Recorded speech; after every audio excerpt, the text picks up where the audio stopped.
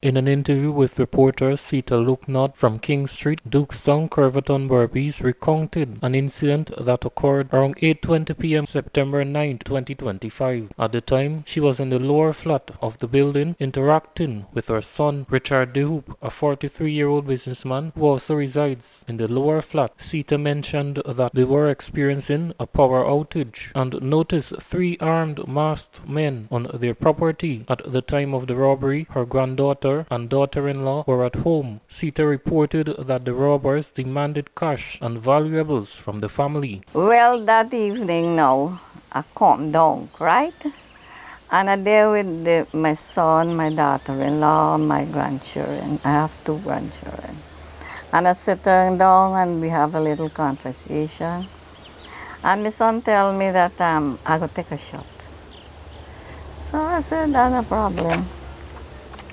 He sit down and both of we they're talking, and so they bring their little food and they give me. And me and I sitting down and me eat. And we finish it and still we talking. I just, the blackout come out. I see these people in running, mass up. They have guns, they have this thing ice pick and so in your hand. But at the moment I'm just telling you that I think it's zombie. But when they grab my son, I could have dropped dead. And then choke him. And then carry and light him down on the floor. Then coming back for my daughter-in-law. And put her on the ground too. And then they coming for me and my two grandchildren. And then put me to lie down. You know? They're asking where is the money. My son tell me we need that money. Several times and then taking their foot. Remember, I am 69 years old and pressing my foot down. They wouldn't like it if somebody do their mother like that, you know? And put my son, their foot on my son. And after that, the light come on and they find the money. When they find the money, they decide to move. And then push their hand in my pocket and take off my house key. And after they find the money, they run. According to Richard, the ordeal lasted for 10 minutes, during which his wife was injured in the back. He stated that the bandits threatened to shoot his daughter. Yeah, we were down here, the blackout come on. Then the light come on about like 2 minutes. Here's some dog barking. We sitting down there, me, my mother, my wife, and my two daughters.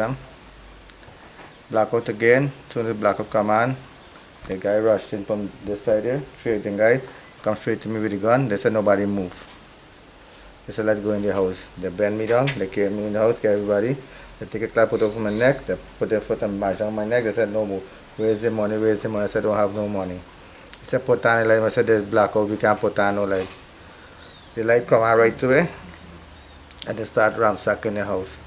They start to harass my wife and then she started her thing and then start choking she and knocking she with the man of the gun or whatever lashing on her head. And then they escaped like in 10 minutes time. Richard mentioned that the bandits took away phones, jewelry, and cash. What are some of the things that they stole? They took all the money, they took my bangle, they took 3 phones, they take a tablet. My wife born, she rings them. My phone is 60,000. My daughter was 80. The next one is 39,000. 62,000. The jewelry? My bangle, with 80 penny weight, I don't know, I suggest 92,000. My wife, her bangle and chain. Bangle, 12,000. Richard noted that his family had been robbed twice previously, claiming that the same suspects were involved in those incidents. We're hoping for justice. I'd be glad if we could get back some of our stuff, especially my ID card and my phone.